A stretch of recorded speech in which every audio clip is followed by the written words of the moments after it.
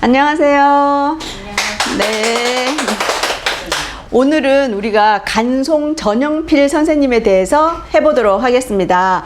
최근에 간송 전영필 이 간송미술관에서 보물 2개를 그 경매에 최초로 80 몇 년 만에 내놓는 일이 있어가지고 또 많은 주목을 받게 됐는데요. 결국 유찰됐죠.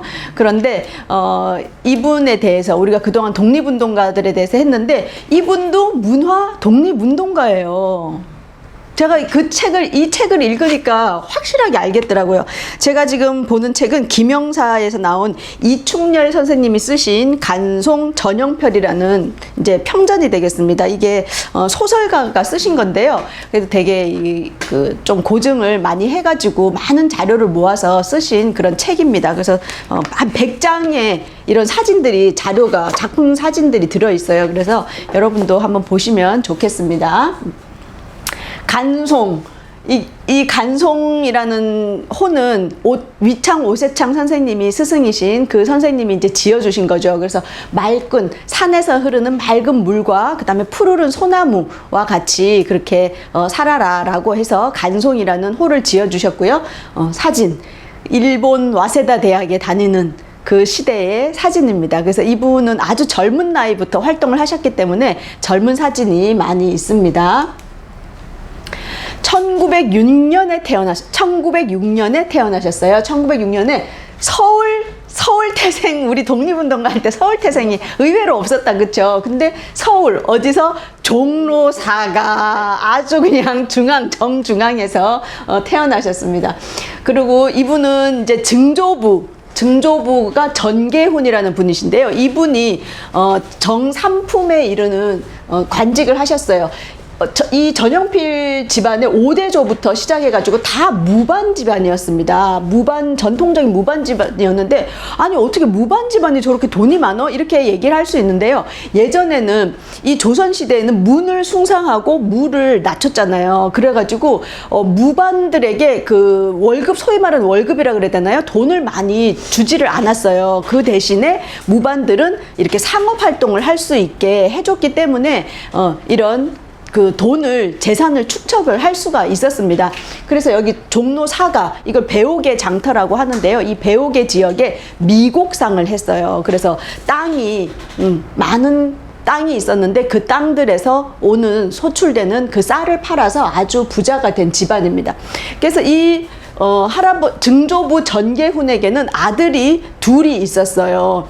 전창엽, 전창열 두 아들이 있었는데 큰아들 전창엽이 또 결혼을 해가지고 아들 둘을 낳습니다. 전영기, 전명기. 그런데 이 둘째 아들 전창열은 후사가 없는 거예요. 그래서 여기 형의 둘째 아들인 전명기, 이분이 전창열의 양자로 들어가게 됩니다. 그래서 이제 또 둘이 이제 이 전영기 이분이 다시 결혼을 해서 낳은 아들이 바로 전형설과 전형필, 아들 둘을 낳게 돼요. 그런데 이 전영기 이분도 큰아들 전형설을 낳고 10년 넘게 둘째가 안 생기는 거예요. 그래서 노심초사하던 끝에 이 전영기가 42세, 부인이 자그마치 45세에 늦둥이 중에 왕늦둥이, 지금도 45세가 여자가 애 낳았다 그러면 진짜 어디 차병원이나 어디 가야 돼, 서울대병원 가야 되는데 이 45세 늦둥이로 전영필을 낳았어요. 근데 이게 왜 이 집안에 또 경사냐 하면 이 전창열 양자로 들어간 이 전명기, 이분이 결혼을 했는데 또 후사가 없는 거예요. 그래서 이 전 집안에 전형설 한 명밖에 없었던 거야. 근데 집안은 어쨌든 최소 남자가 둘은 있어야 제사를 지내는데 아들이 없으니 노심초사하고 있었는데 세상에 10년 넘어가지고 45세에 애를 낳았는데 보니까 아들이야. 얼마나. 그래서 완전 이 일가에서 너무 기쁜 경사로 태어난 게 바로 전영필이 되겠습니다. 그래서 보니까 이 작은아버지한테 후사가 없으니까 어땠겠어요? 이 전영필도 바로 양자로 들어가게 돼요.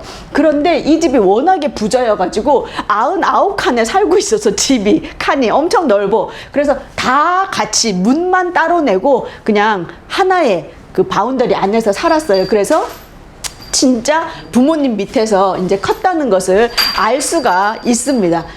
그래가지고 살고 있었는데 이거 보세요. 1915년에 이 할아버지가 돌아가세요. 돌아가시고 그 다음에는 누가 돌아가시냐? 이 양부인 정명기 이분이 1919년에 돌아가시는 거예요. 그런데 또 그 같은 해에 누가 돌아가셔? 형님인 정형설.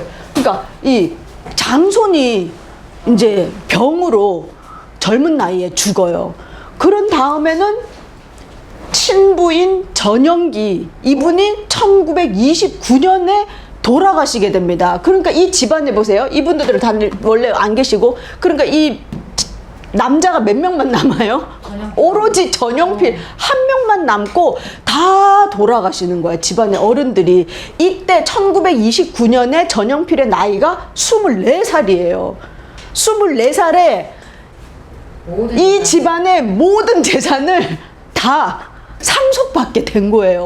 그래가지고 근데 24살 전까지는 어른들이 집안에 계시니까 굳이 우리 집에 재산이 얼만가 몰랐어.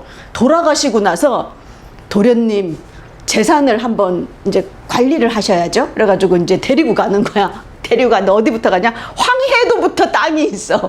황해도 뭐 어디부터 시작해가지고 서울, 경기도, 여기 뭐 왕십리 뭐 말할 것 없고 답십리 여기 다 서울 땅. 그 다음에 어디로 가? 저기 충청도까지 가서 공주 막 이런 데 땅이 있는 거예요. 전국에 걸쳐서 땅이 어마무시하게 많다는 걸 부모님 돌아가시고 나서 알게 된 거예요. 그 제가 이걸 보면서 이분이 돈을 가지고 있었기 때문에 이런 형님이나 다른 분이 가지고 계셨으면 어디 이 전영필 마음대로 어떻게 보면 재산을 운영할 수 없었어요.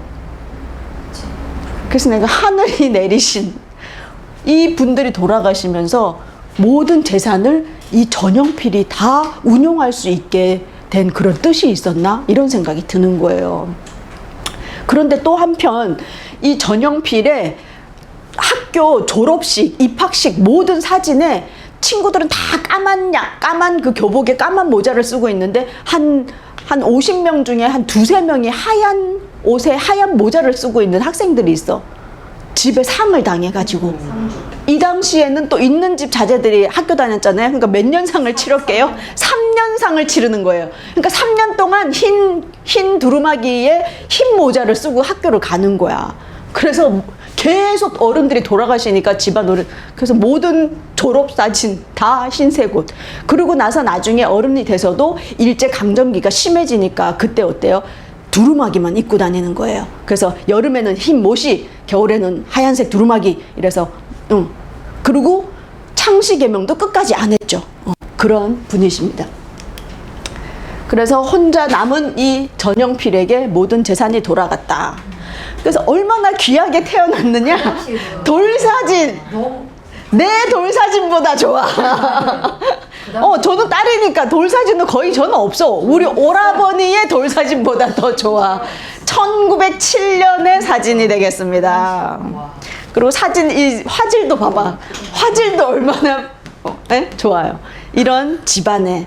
그러니까 금수저라고 할 수 없는, 그래서 할 수 있는 금수저보다 더 다이아몬드 수저라고 할 수 있는 분입니다. 그래서 그런데 이분은 아버지 집만 무반집이 아니고 어머니 집안도 무반 집안이었어요. 그래서 이 배옥의 상권을 꽉 잡고 있어요. 그러니까 우리가 종로 4가 지나갈 때 여기가 옛날에 전영필 그 바운더리였구나 하는 걸 아시면 돼. 그래서 이제 전영설, 전영필이고 아버지 전영기, 어머니는 밀양 박씨 이렇게 돼 있는데요. 이 어머니의 아버지, 즉 외할아버지가 또 대단한 분이셨어요. 외할아버지가 송암 박태윤이라 그래가지고 훈련원 첨정을 지내셨기 때문에 전통적인 무반 집안이었어요. 근데 이분이 되게 이런 의식이 높으신 분이셨어요. 그리고 이분의 자녀 중에 이제 딸은 전영필의 어머니고 아들이 박대혁이라고 있었어요. 그러니까 외삼촌이 되겠죠. 전영필의 외삼촌인데 이분이 장가가서 아이를 낳았는데 3남 1녀를 낳았는데 그 3남 중에 둘째 아들이 바로 월탄 박정화가 되겠습니다. 그래서 전영필과 월탄 박정화는 서로 외사촌 관계가 되고 5살 형님이에요. 월탄 박정화가.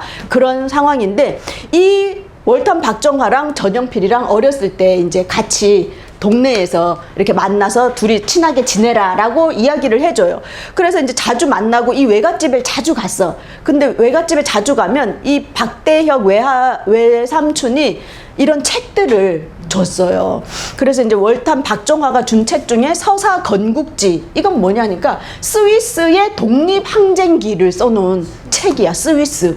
그 책을 주고 윤연필동 대한역사 동국사략 이런 데는 단군, 그 다음에 강감찬 장군, 이순신 장군, 그러니까 무반 집안이니까 이 장군들이 이긴 그런 이야기들을 막 주는 거예요. 그리고 연려실기술, 동국통감 이런 책들도 또 이 박대혁 외삼촌이 이 전영필이 이 집에 맨날 놀러 오면, 그러니까 어렸을 때부터 계속 지금 아까 아까 가게도에서 남자만 죽은 것만 나왔지만 할머니 막 이런 분들 돌아가신 것까지 해가지고 거의 전영필은 이 죽음이라는 것과 항상 같이 있었던 거예요. 그래서 이렇게 밝게 웃는 사진이 별로 없어. 그래서 항상 그러니까 너무 애늙은이처럼 어렸을 때 죽음을 너무 많이 접해가지고 애늙은이 같이 자랐거든요. 그런데 요 집에 와서 책을 이렇게 좋아하고 그냥 책만 들여다보고 이러니까 이 외삼촌이 너무 예뻐라 한 거야. 전영필을. 그래서 이런 책들도 계속 주고 서로 이렇게 하게 됩니다. 이 월탄 박정화 선생님은 바로 이렇게 생기신 분이에요. 이분은 올해 1970년대까지인가 사셨나? 오래 사셨어요. 그래서 이분이 뭐라고 얘기했냐? 전영필 선생한테 우리나라는 단군으로부터 신라 말까지 대국이 6이나 있었다. 지금은 비록 외놈들 손아귀에 있다 하나 이는 결코 오래가지 않을 것이다. 왜냐? 외놈의 역사가 우리의 역사를 이길 수 없기 때문이다. 이래가지고 이 월탄 박정화 선생님은 특히 뭐에 유명하신 분이냐? 바로 역사, 한국 역사 소설의 대가 월탄 박정화, 임진왜란 1권부터 10권짜리, 그 다음에 세종대왕 1권부터 12권까지 대하소설만 쓰셨어요. 그리고 KBS 드라마 장희빈, SBS 드라마 여인천하의 모든 우리나라 사극의 80%는 원전이 이분의 소설이 원전이 되겠습니다. 그리고는 월탄 박정화의 나관중 원작의 삼국지도 있어요. 그래서 이렇게 많은 역사 소설을 쓰신 분이 이 바로 외사촌이었던 거지. 그러니까 용의 눈물 있죠? 용의 눈물의 원작자도 이렇게 검색해 보시면 드라마의 원작자 월탄 박정화 이렇게 돼 있어요. 그리고 메이야 이거 유명했죠. 메이야 했던 여인천하 뭐 장희빈 이런 거 다 월탄 박정화의 원작이 되겠습니다. 그 정도로 유명하시고 필력도 있으시고 역사의식도 있으신 분이 어렸을 때부터 같이 있었다는 거예요. 그래서 이 간송 전영필이 그냥 돈만 많아가지고 이렇게 산 게 아니고 스승이 오세창만 있었던 것도 아니야. 그 어렸을 때부터의 집안의 분위기 이런 게 있었다는 걸 알 수 있습니다. 이제 어렸을 때는 집에서 이렇게 한학 공부를 쭉 했어요. 한학 공부를 하고 1917년이니까 12살쯤 됐을 때죠. 그때 어이동 공립보통학교를 들어가게 돼요. 이 어이동 공립보통학교는 지금의 효재초등학교가 되겠습니다. 공부하고 그 다음에는 이제 휘문고보에 입학을 하게 해요. 이것도 이제 박정화 그 월탄 박정화 선생이 휘문고보를 다니고 있었어. 졸업을 했던가? 하여튼 그래서 휘문고보에 너 들어가라. 내 친구 누구누구도 있고 내 후배 중에 정지용 시인 있죠. 정지용도 있고 뭐 엄청 많다. 이래가지고 휘문고보에 가게 해요. 그리고 특히 이 휘문고보가 사립, 이 당시에 지금은 사립이 조금 그런데 그 당시에는 사립이 오히려 공립 같은 경우는 일제강점기니까 일본의 교육을 시켰지만 사립은 좀 자유롭기 때문에 민족의식을 가진 교사가 아주 많다라고 해서 들어가게 됩니다. 그래서 이 휘문고보에 다니는 도중에 결혼을 해요. 빨리 결혼을 시켜야 되겠다. 이 집안에 너무 손이 귀하니까. 그래서 고성 이 씨랑 결혼을 시켜. 근데 결혼했는데 몇 달 만에 또 죽어, 부인이. 병으로 또 죽어요. 그래갖고 그 다음 해에 김혜김 씨, 김점순 여사랑 결혼을 해가지고 이분하고 이제 이렇게 백년해를 하시는데, 두 번째 부인인 거죠. 그렇게 되십니다. 이게 뭐냐 하면 휘문고보 시절에 야구 끝내주죠. 아버지가 휘문고보에 부가 많아. 동아리, 요새만 동아리가 많아요. 축구부, 그다음에 야구부, 그다음에 뭐 문예부, 뭐 총무부, 뭐 엄청 많았는데 사실은 이분은 총무부에 들어가고 싶었대요. 총무 들어가서 기획하고 막 이런 거 돈 하고 막 이렇게 그런 일을 하고 싶었는데 집안이 무반 집안이다 보니까 남자는 스포츠 이렇게 해가지고 들어가라 그랬어요. 근데 축구, 야구 중에 축구는 계속 뛰어야 되니까 좀 덜 뛰는 야구를 선택해서 야구부에 들어갔어요. 그런데 야, 이 유전자는 어떻게 못하나 봐. 너무 잘해, 야구. 그래갖고 주장을 또 맡았어요. 주장을 맡아가지고 세상에 일본 그 중학교랑 시합을 하러 가가지고 오사카 중학교랑 해갖고 이겼잖아 또. 그래서 그런 일이 있습니다. 그래서 고등학교 시절 사진이고요. 너무 책만 읽으니까 집에 책을 그냥 고서점에 가가지고 책을 디리다 맨날 사오는 거야. 집에 돈이 많으니 뭐 그 정도야. 어머니 아버지 오케이. 책이 너무 많이 쌓여가는 거예요. 그래서 아버지가 서재를 하나 만들어줘야 되겠네? 이래가지고 서재를 만들어 주셨어요. 그랬더니 그 외삼촌께서 우리 외조카가 이렇게 책을 읽더니 서재까지 만들어졌구나. 이래서 내가 하나 그 당호를 하나 지어주겠다. 이래서 지어준 게 옥정연재. 무슨 뜻이냐? 옥정, 우물에서 퍼올린 구슬 같은 물로 먹을 갈아서 글씨를 쓰는 책방이다 라고 이렇게 이름을 지어줬어요. 그래서 간송이라는 호가 있기 전에는 옥정연재라고 불렸다고 합니다. 이 글씨는 누구의 글씨냐? 오세창, 위창 오세창 선생님이 나중에 이 현판을 써주셨어요. 그렇습니다. 지금 이걸 보고 싶으시면 어디로 가면 되면 저기 도봉구에 가시면 이 간송 옛집이 있어요. 고택이 있거든요. 그 고택에 다 걸려 있습니다. 자, 그래가지고 이제 고등학교 시절에 이제 이렇게 하다가 이제 졸업을 했어요. 그러고는 어떻게 하냐면 일본 와세다대에 이제 유학을 가게 됩니다. 유학 가는데 뭘 공부하고 싶었냐면 이제 외사촌 역량도 있고 책 맨날 들이다 보니까 국문학자가 되고 싶었어. 그런데 법대를 가라. 아버지가 무슨 소리냐? 법대를 가야지. 그래가지고 문과는 법대, 이과는 의대 이런 거 이때도 법과에를 가야 돼. 그래서 이제 효자니까 법대를 들어가서 공부를 열심히 해요. 열심히 하는데 이제 막 엄청 고민을 하는 거야. 아, 나는 원하는 게 이게 아닌데 막 이러면서 이제 그래도 공부를 열심히 합니다. 그때 이제 어떤 분을 만나냐? 이제 춘곡 고이동 선생님은 휘문고보의 미술 선생님이었어요.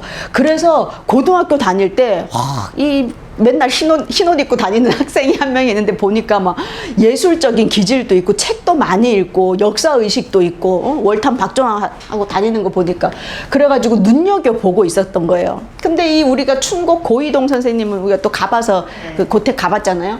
이분은 누구냐? 우리나라 최고의 친일파 몇 명 중에 한 명인 누구죠? 고영희의 뭐 조카야. 고영희 조카뻘이에요. 그래서 그 고영희 집안이 완전 친일파, 그냥 거기가 다 친일파인데 이 조카만 민족의식이 있는 거야. 꼭 집안에 한 명씩 있어. 그래갖고 자기 집안이 너무 부끄러운 거예요. 여기 살 수가 없어, 조선에서. 부끄러워서. 그래갖고 이제 나는 정치 이런 거 다 안 하겠다 이래가지고 일본으로 건너가서 유학을 하는데 뭐 법이나 정치 이런 거 안 해. 뭘 해요? 미술을 해요. 그래서 우리나라의 최초의 서양 화가가 되시죠. 그래서 춘곡 고이동 선생님이 계십니다. 이분이 그린 그림이에요. 1915년에 자화상. 그래서 우리나라 최고의 오래된 유화, 서양식 그런 유화 그림이 되겠습니다. 그래서 춘곡 선생님이고요. 이런 산수화도 많이 그리신 분이십니다. 그래서 이분이 누구를 소개시켜 주냐? 바로 위창 오세창 선생님을 소개시켜 주는 거예요. 그래서 이 만남이, 우리의 만남은 우연이 아니야. 모든 만남은. 그래서 이렇게 전영필, 그리고 사촌인 박종화, 그리고 박종화에 의해서 휘문고보를 들어가서 고희동에 의해서 이 위창 오세창 선생님을 드디어 만나는 거죠. 이 위창 오세창 선생님으로 말할 것 같으면 우리가 따로 이분은 또 얘기를 해야 되는데, 간략하게 얘기하자면 이분의 아버지가 오경석 선생님이신데 이 집안은 역관 집안이에요. 이거 회화, 통역을 잘해가지고 돈을 많이 버신 거야. 그런데 이 아버지는 또 누구의 제자냐? 추사 김정희 선생의 제자가 되겠습니다. 그러니까 어렸을 때부터 이 위창 오세창 선생님은 아버지를 보면서 자랐는데 아버지가 그 추사 김정희의 제자야. 그리고 외국어도 잘하고 중국도 왔다 갔다 하고 막 이래가지고 그 정세를 많이 알고 예술도 많이 알고 이러던 분이셨던 거예요. 그래서 어떻게 하냐? 개화 사상, 아버지부터 개화가 있었기 때문에 이분도 개화 사상에 빨리 이제 눈을 뜨게 됩니다. 그래갖고 1902년에 개화파의 혁명에 가담을 해가지고 하다가 실패로 끝나서 일본으로 망명을 떠나게 돼요. 그래서 일본에서 찍은 사진인데 바로 이분이 위창 오세창 선생님의 젊은 시절 모습이고, 바로 이 옆에 있는 분이 천도교 지도자 손병희 선생이고요. 이분이 최린 선생이 되겠습니다. 천도교 지도자 최린. 나중에 이 세 분이 그거죠. 독립선언서의 33인 대표에 들어가시는 분이죠. 그래서 천도교와 관련된 활동을 이제 하셨던 분이세요. 그래가지고 김이 독립선언서 33인 중에 한 분이고, 그래갖고 이제 최남선이 이 독립선언서를 기초했잖아요. 그래서 갖고 왔는데 오세창 선생님 보더니 요새 젊은 것들은 한문을 너무 몰라 이래서 고쳐줬대잖아요. 몇 자 고쳐줬고, 그래서 이분이 2년인가 옥고를 이제 받으시고 그런 모습입니다. 그리고 이거는 뭐냐면 누구의 글씨냐? 전용필 선생의 글씨예요. 제자다 보니까 독립선언서를 필사를 한 거예요, 전용필이. 그래갖고 나중에 이분이, 전용필 선생이 그 보성학교를 인수하게 되거든요. 그래서 보성학교 해방되고 나서 1945년부터 그 해방된 이후에 3월 1일 날 3.1절이 되면 전교생들이 모여가지고 이 독립선언서를 읽고 만세 이런 걸 했다는 거예요. 그때 이런 독립선언서를 직접 필사해서 했다. 그래서 위창 오세창 선생님으로부터 이 예술적인 것만 받은 것이 아니라 이런 독립운동의 정신도 이어받았다는 걸 알 수가 있습니다. 이분이 아주 중요한, 우리나라 역사에서 왜 위창 오세창이 그렇게 유명한가? 사실 제가 그 배움이 일천하여 잘 몰랐어요. 그냥 간송 전용필, 뭐 추사 김정희, 뭐 그 사이에 이렇게 해가지고 그냥 좀 유명하신가 했어. 근데 그게 아니고 근역 서화징이라는 책을 쓰셨어요. 이 책이 무슨 책이냐? 근역은 우리나라를 뜻하는 거예요. 무궁화의 나라, 우리나라. 그리고 서화, 글씨와 그림을 모아놓은 그 인명사전 같은 거예요. 1928년에 이제 이게 출간이 됐는데요. 총 324페이지에 걸쳐서 나대편, 나대가 뭐냐면 신라시대 때 이 말이에요. 여대편, 고려시대 때, 그 다음에 선대편, 조선시대는 이렇게 1, 2, 3로 나눠가지고 태조부터 뭐 명종까지, 뭐 명종에서 뭐 선종까지 이렇게 해가지고 세 부분으로 나눠서 선대편, 이렇게 셋으로 나눠가지고 이름, 그 우리나라의 서화, 우리나라의 모든 이분이 보는, 왜냐면 아버지 때부터 서화라든지 중국에 왔다 갔다 하면서 책을 많이 보셨기 때문에 우리나라에 있는 책에 나오는 모든 사람들 있죠. 그 인명, 그 사람들의 글씨와 그림에 대해서 다 써놓은 거예요. 그래갖고 그 사람 이름, 자, 호, 본관이 어떻게 되고 그 가세는 어떠며 언제 태어나서 언제 죽었고, 그 다음에 공부는 뭘 했고 관직은 뭘 했고, 그 다음 그 사람의 예술 세계에 대한 기록과 논평을 객관적인 사실만 주로 썼어요. 자기의 주관적인 건 잘 안 쓰고 객관적인 논평을 쓰게 됩니다. 그래가지고 이제 서목이나 작품의 명칭과 그게 어디에 있는지를 1117명에 대해서, 화가는 392명, 서예 하는 사람은 576명, 서화가 같이 한 사람은 149명에 달하는 우리나라의 그 신라시대부터 조선시대까지 이어지는 이 서화가의 인명사전이라고 보면 돼요. 그래서 첫 페이지가 어떻게 생겼냐 봤어. 근역 서화징 1권 나대편, 누구냐? 솔거로부터 시작돼요. 제일 처음 솔거. 이래가지고 솔거는 어디서 태어났고 쭉 다 한문이죠. 다 한문. 그래서 이게 이제 한역판도 최근에 나왔던데, 그래서 오세창 저 이래가지고 편 이렇게 해서 나와 있습니다. 그래갖고 쭉 이래가지고 뭐 모든 사람들의 글씨에 대해서 쓰여져 있는 책이에요. 그래서 이게 제일 유명한 책인데, 그래서 이제 간송 전영필을 소개받았을 때 간송한테 어떤 책을 주냐면 바로 이 책을 줘요. 근력 서화징, 그리고 근력 서휘, 근력 서화 이런 책을 주면서 우리나라에 이런 인물들이 있고 이 사람들이 쓴 글씨는 요런 글씨고 이 사람의 그림은 요거다. 그래서 이걸 다 한번 봐라.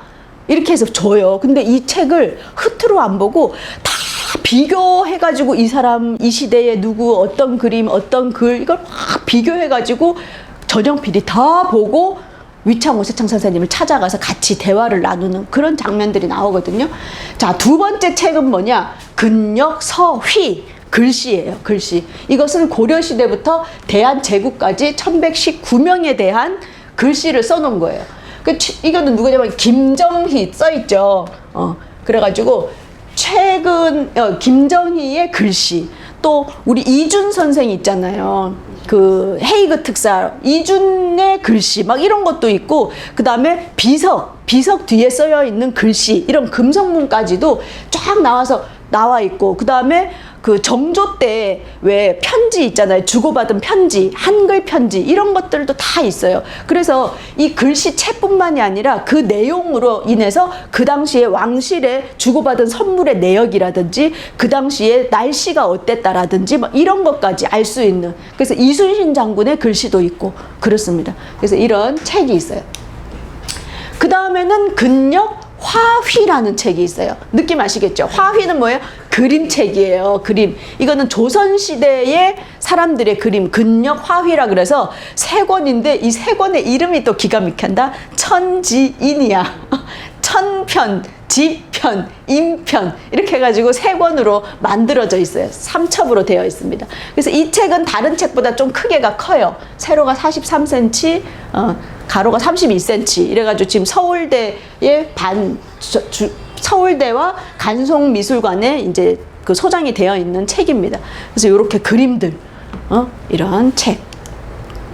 그리고 또 아주 중요한 게 근력 인보라는 책이 있어요. 이건 뭐냐면 조선시대에 850명의, 이 당시에는 다 도장 찍잖아요. 글씨를 써도 그림을 그려도 거기다 딱 뭐 편지 이런데 그 도장을 3,912개예요. 그러니까 똑같은 김정희여도 도장이 호 도장이 있고 추사라고 한 게 있고 김정희가 있고 막 또 호도 여러 개잖아요. 그래서 도장이 각색에 3,912개의 도장을 찍어 놓은, 이거를 또 쫙 시대별로 다 모아놨어요. 대박이죠.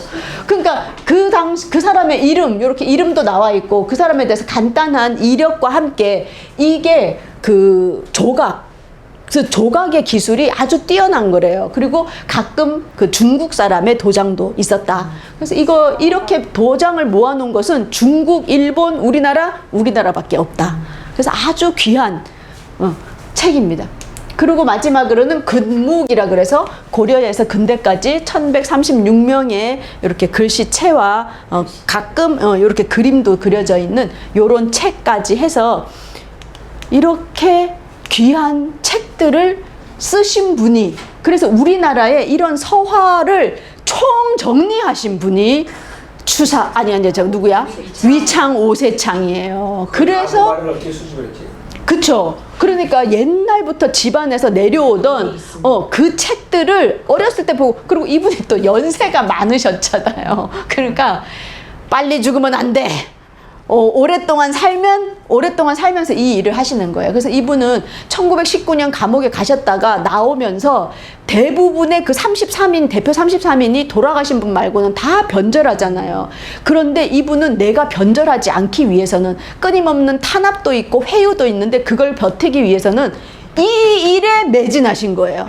그래서 일본도 이렇게 딱 보다가 이 사람은, 오세창은 완전 이 글씨에 미쳐가지고 책에 파묻혀 사나봐. 저 사람은 이제 뭐 안 하나봐. 이래서 이렇게 예외가 되게 되어서 자기가 변절하지 않을 수 있었다. 그러면서 전영필에게도 그 얘기를 하는 거예요. 지금 정치적으로 너무 어수선할 때 절대 흔들리지 않고 끝까지 이걸 유지하는 것이 너무 어려운 일이다. 그러면서 이렇게 여기에 우리의 민족의 혼과 어를 지키는 데에 노력을 해라 라고 이야기를 하거든요. 그래서 여기에 매진을 하시게 됩니다. 그래서 이제 처음 스승을 이제 만나러 갔더니 이제 위창 오세창은 오세창을 찾아오는 사람이 하루에도 수십이야. 왜냐? 이 감시관이 있고 김정희의 제자의 아들이잖아요. 그리고 이런 책도 이제 막 만들고 이러니까 뭐 골동품도 갖다 주고 뭐 이러면서 이제 그 감정도 의뢰를 하지만 제자가 되고 싶습니다. 이런 사람이 너무 많아. 그 중에서 골라내야 되잖아요. 그래갖고 이제 공부를 이 책을 읽고 오게 하고 이제 보내는데 이 인사하러 간 날 뭘 꺼내냐 하니까 저기 오세창 선생님을 만난다 그래서 저희 집안에서 옛날부터 내려오던 그 선생님하고 관련된 유품이 있어서 제가 하나 선물로 가지고 왔습니다. 이러고 이걸 딱 꺼내는 거예요. 이게 뭐냐 하니까 그 오세창의 아버지인 오경석의 인장이 찍혀 있는 고구려 고구려 성벽에 이 글을 쪼아놓은 그 탁본이 있는 거예요. 이거를 선물로 드린 거야. 그러니까 위창 오세창 선생님 보더니 기절하는 거죠. 인장도 관심 많은 데다가 이게 고려 때도 아니고 그 옛날 고구려의 성벽의 탁본을 아버지가 하신 거를 이 젊은이가 가지고 왔어. 20대 젊은이가. 얼마나 놀래요. 근데 더 놀라운 건 잠깐만 있어봐라. 그러더니 방에 들어가더니 위창 오세창 선생 이거를 딱 가지고 나온 거예요. 이게 돌이 집에 옛날부터 아버지한테 내려오고 있었는데 이거를 이렇게 뜬 거는 없었던 거야. 아버지가 탁본 뜬 거는 어디 갔는지 없었는데 이거를 세상에 전용필이 가지고 온 거지. 그래갖고 마치 맞춰보듯이 우리 만남은 인연이 우연이 아니야. 이래가지고 이제 눈에 들어서 이제 했는데 그러면서 이제 조언을 해주는 거예요. 뭐냐? 이렇게 물건을 받게 되면 값을 깎으려 하지 말라. 값을 안 깎아야지 어떤 귀한 물건이 생기면 제일 먼저 너에게 가져오지 계속 깎고 이러면 아유 걔한테는 안 가. 이렇게 된다는 거예요. 두 번째, 믿을 수 있는 사람과 거래를 해라. 그리고 또 수집보다도 보전이 아주 중요하다. 수집해가지고 이 당시에는 돈 좀 있으면 수집 막 했다가 이 뭐 하다가 망하면은 또 막 파는 거예요. 그런 사람들이 너무 많았다. 그러니까 이게 중요하다라는 말씀을 하시는데 이 얘기를 들으면서 구상하신 게 보화각이에요. 박물관을 만들어야 되겠다. 그거를 생각하게 돼. 그리고는 정치에 휩쓸지 말고 조상의 얼과 혼을 모으고 지키는데 매진해라. 세상이 수상하잖아요. 그래가지고 이런 조언을 해주셨습니다. 그래서 도대체 돈이 얼마나 많길래 어느 정도 많은가? 좀 외람되지만 여기 나와 있는 대로 계산을 해봤습니다. 재산이 이제 아버지 돌아가시고 나서 저 황해도부터 저기 공주 저기 전라도까지 밑에까지 다 둘러보고 나서 보니까 몇 평?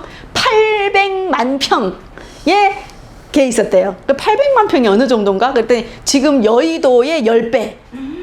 여의도 전체의 10배의 땅이래. 근데 거기서 나오는 게 사만마지기라고 부른대요. 사만마지기. 근데 논 한 마지기가 이 당시에 50원이었대요. 그래서 이거를 이렇게 계산을 해보면 200만 원. 그 당시 돈으로 200만 원인데 200만 원이면 얼마냐 하면 기와집이 2,000채래요. 한 채가 1,000원이었대. 그 당시에 기와집 한 채. 그러니까 기와집이라면 우리가 그 주택 할 때 배워서 할 때면 다 초가집이잖아요. 기와집이면 엄청 부잣집인 거죠. 그러니까 지금으로 치면 지금 아파트 좋은 거 10억 한다고 치면 근데 지금은 조금 비정상적이니까 그냥 5억이라고 쳐서 제가 계산을 해봤어요. 서울 아파트 5억으로 계산을 하면 1조 원의 재산을 가지고 있다.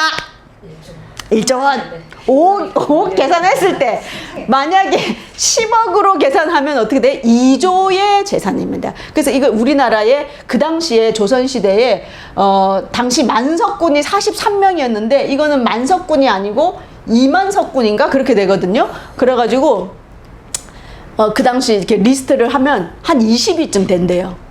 20위쯤 되는. 그래가지고 근데 이거는 그냥 있는 재산이고 해마다 얼마의 수입이 생기냐? 1년의 수확을 4만 가마니 2만 석이 들어온대요. 그런데 한 가마니가 그 당시 16원이었대.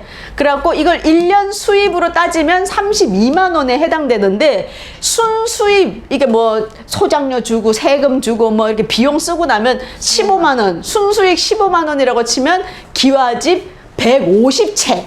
750. 그래서 5를 곱하면 750억이 해마다 새해에 750억이 생기는 그런 어마어마한, 그러니 이런 걸 하지. 그렇죠? 그런데 그 당시에 이렇게 돈 있는 사람이 많았다고요. 그런데 이렇게 문화재 수집한 사람은 없다는 거죠. 간송밖에 없다는 거죠. 자, 그래가지고 이제 처음으로 이제 그 테스트라고 해야 되나, 물건을 하나 사와 보게 이렇게 한 거예요. 그래서 근력 서화직 읽고 다 읽고 나서 딱 사왔는데 띵, 인곡유거라는 그림을 사왔어요. 이 겸재정선인데, 지금은 우리가 겸재정선 되게 유명하잖아요. 이 당시에는 겸재정선 별로 안 유명했대. 그래서 아니, 유명한 사람 많은데 왜 이렇게 조그맣고 겸재정선을 사왔느냐 물어본 거야. 그랬더니 선생님이 쓰신 근력 서화직을 읽어보니까 이 이전에는 이 강세황이 그 평가한 글이 써 있었다. 정겸재가 동국진경을 가장 잘 그렸다. 이 이전까지는 다 중국의 산수를 그린다든지 중국 사람의 그림을 뺏기는 거, 이게 주를 이뤘었는데, 이때 겸재정선이 나오면서 명이 멸망하고 청나라가 세워지면서 이제 명이 최고인 줄 알았더니 오랑캐한테 먹혀버렸네? 그러면서 중국에 대한 그런 사대적인 게 마음이 없어지면서 우리 민족 문화에 대한 자긍심이 일기 시작했다는 거예요. 그러면서 이 우리의 산수를 처음으로 많이 그리기 시작한 사람이 겸재정선이었다는 거예요. 그래서 진경산수화라고 들어보셨잖아요. 그런 게 유행한 게 이제 겸재정선부터다라고 주장하는 사람들을 간송학파라고 부르거든요. 간송학파라고 부르는데, 그 정도로 겸재정선에 대해서 새로운 해석을 이제 하게 되는 겁니다. 그래서 겸재의 작품이 우리나라의 국립중앙박물관보다 더 많대요. 161점이나 간송미술관에 있다고 합니다.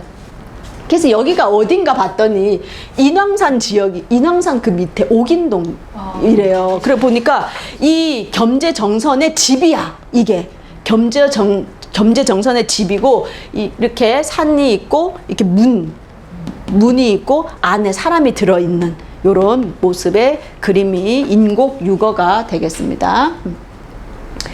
그런데 이제 이 전용필을 얘기할 때 또 중요한 게 뭐냐면, 그림을 이 사람이 막 다니면서 사는 게 아니에요.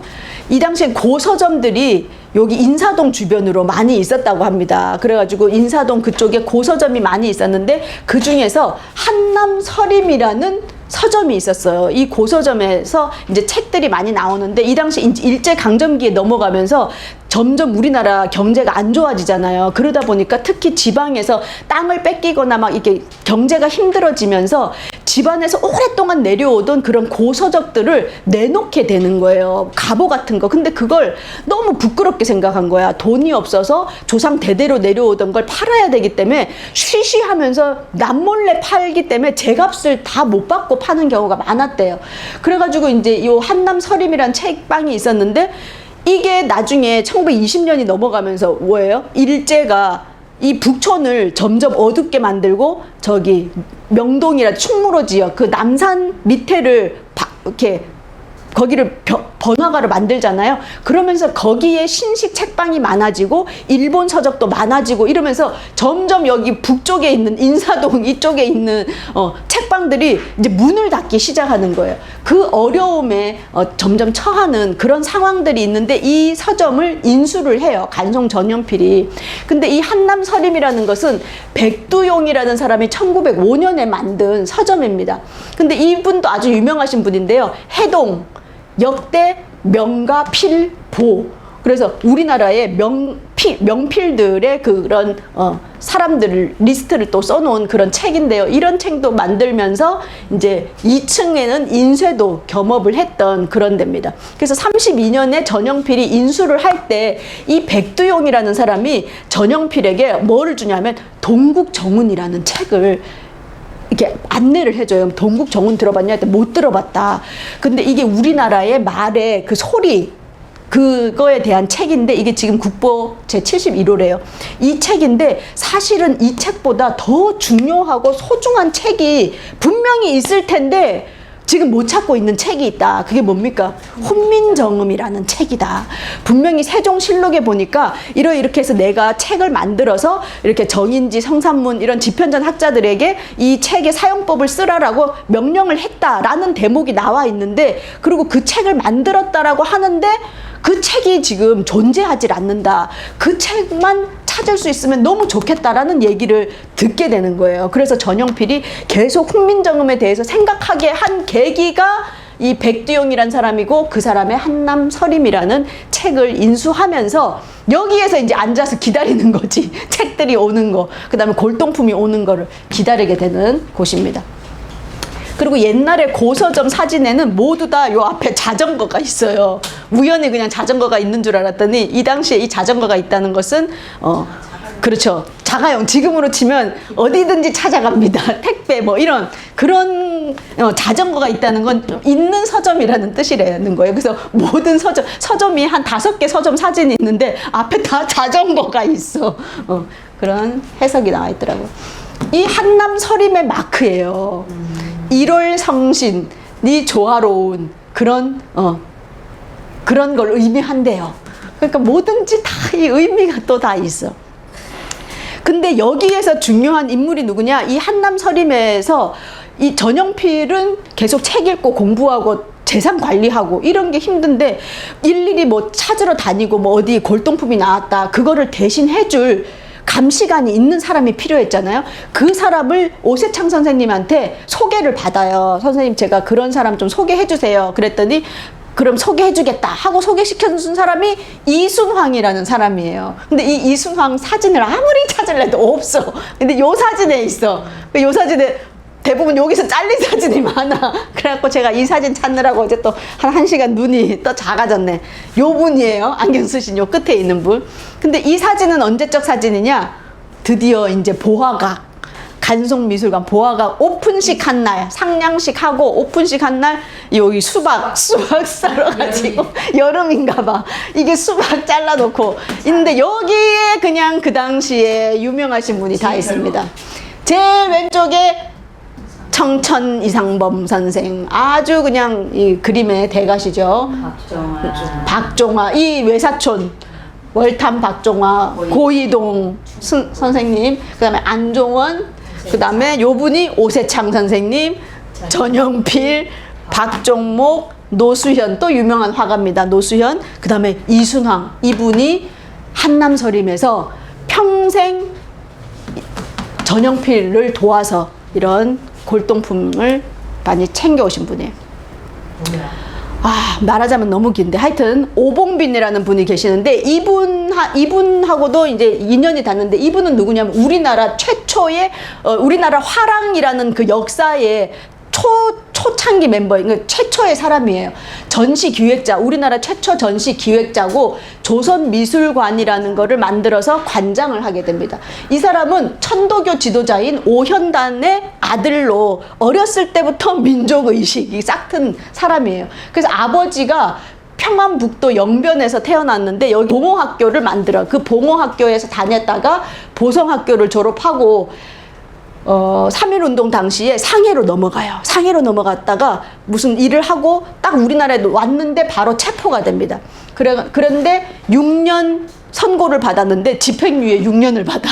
그래서 나와. 그래갖고 일본으로 가서 동양대 철학과를 졸업하고 나중에 안창호 선생하고 계속 교류하다가 수양 동지회 사건으로 또 체포가 돼요. 그래서 이제 서대문 형무소의 그 형무소 기록입니다. 그러고는 나와가지고는 오세창 선생이 조선미술관을 만들게 해갖고 도와줘서 관장이 돼요. 근데 해방 후에는 한전 있죠? 한전, 한국전기. 한전의 대표이사로 취임해서 있는데 6.25 전쟁 때 납북이 돼버려요. 그래서 생사를 알 수가 없다. 그래서 이분이야, 이분. 오봉빈. 그래서 우리나라 화랑계, 미술계에 아주 유명하신 분, 오봉빈. 이분이 도산 안창호 선생님 수양동무의 사건으로 이제 그 감옥 출소 기념, 안창호 선생 출소 기념으로 오병빈 선생님 집에서 이거 식사하는 장면. 이분이 오세창 선생님이십니다. 그 인연이 이렇게 이어진 분이세요. 그래서 우리나라 미술계에도 이건 뭐냐면 각계 인사가 본 박열, 오봉빈이 쓰신 박열 있죠? 박열, 독립운동가 박열에 대해서 이렇게 쓴 글도 있을 정도로 이런 활동을 하셨다. 안견의 목류 도원도를 손에 쥐기 일보 직전이었는데 이걸 반드시 사야 된다. 사려고 했어. 근데 돈이 너무 비싼 돈을 불렀어. 그런데 아버지가 친부가 돌아가셨잖아요. 29년에 돌아가셨는데 3년 상을 치른 다음에 내가 재산을 움직일 수가 있는 거예요. 아버지 돌아가셨다고 그 다음날 바로 뭐 차 사고 이럴 수 있는 게 아니야. 이 당시에는 아버지 탈상을 한 다음에 그 재산을 운용을 할 수가 있는데 탈상이 몇 개월 남았어. 그래갖고 조금만 기다려달라 하고 있었는데 일본 사람이 싹 사가가지고 지금은 일본의 덴리 대학에 소장하게 됩니다. 그래서 이거를 교훈 삼아가지고 다음부터는 뭐든지 생기면 바로 살이라 이렇게 생각하게 되신 거예요. 지금 일본에 있는 거.